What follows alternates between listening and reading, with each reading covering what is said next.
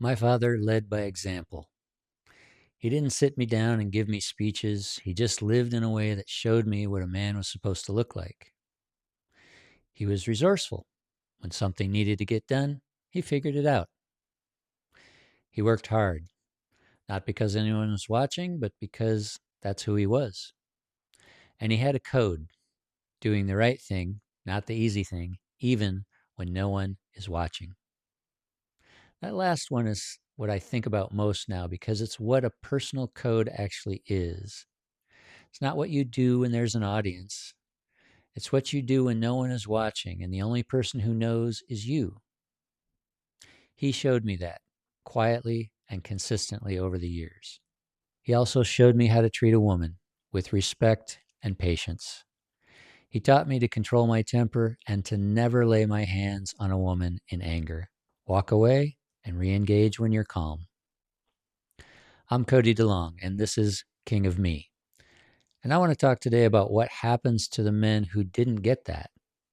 Not the specific lessons, but the role model. The daily, ordinary transmission of what a man is supposed to be. Because a lot of men watching this are still working around that gap. About 1 in 4 American children grow up without a biological father in the home. For men in their 40s and 50s, that number is probably higher. Divorce rates spiked through the 70s and 80s, and a lot of men in this demographic grew up in the middle of that wave.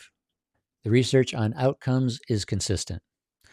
Boys who grew up without fathers are significantly more likely to drop out of school, less likely to go to college, more likely to have trouble with the law, more likely to struggle with employment, more likely to struggle with their relationships with women, with higher rates of divorce and relationship instability. These aren't moral judgments, they're just documented patterns.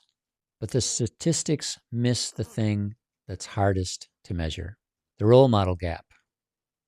Your father wasn't just supposed to provide, he was supposed to show you, by living it in front of you day after day, what a man looks like when he's calm under pressure, how he handles a disagreement without losing himself, what integrity looks like in practice, in the small moments, when there's no reward for doing it right except knowing you did, and how he treats the woman he loves. This doesn't come from books. You can't learn it from a video, the irony of which isn't lost on me as I record this. It gets handed down in the ordinary moments, at the dinner table, in the driveway, in the way he carried himself when things were hard. And if he wasn't there, or he was there but checked out, or he was there but still working through his own unresolved damage, then you didn't get that transmission. And some part of you has been improvising ever since. I want to be careful here because I'm not handing men another story to tell about why their life isn't working. The fatherless wound can become an identity if you're not paying attention, and that's just not useful. But awareness is, and the patterns that show up in men who grew up without a strong role model are consistent and clear. There's the relationship with authority. Men who didn't have a father who led with legitimate authority, the kind that's firm without being cruel, confident without needing to dominate, often grew up either reflexively rebellious or apathetically deferential. They push against any man in position of power. There's the relationship with women. My father showed me that respect for a woman comes from a position of strength and maturity. Men who didn't have that model often are swinging between two extremes: people-pleasing to keep the peace, or hardness that's really just armor covering old wounds. And there's the internal compass problem. A father who has a personal code shows you something critical: that a man's standards aren't set by whoever's in the room. They're set internally. They hold even when no one is watching. When that model is absent, a lot of men end up outsourcing their compass to whoever is the loudest: their partner, their boss, social pressure, social media. Not because they're weak, but because they never saw what having a personal code looked like in practice. That last one is what King of Me is fundamentally about: the crown. building that internal architecture from the inside out. But if Dad didn't show you that, you're building it from scratch. Learning to become a more internally validated man and less in need of external validation makes you almost bulletproof. Well, almost. Here's what I want to say to the men who didn't have that father, or at least a good male role model growing up. You are not broken. You are building something from scratch that other men may have inherited. That's a different task, not a lesser one, a harder one, and a very important one. My father is not a perfect man, and neither am I. We both made mistakes. Human beings always will. But the values were always there. The personal integrity, the intention to do good in the world, the code he chose to live by, even when it cost him something. Those things were always there. Thanks, Dad.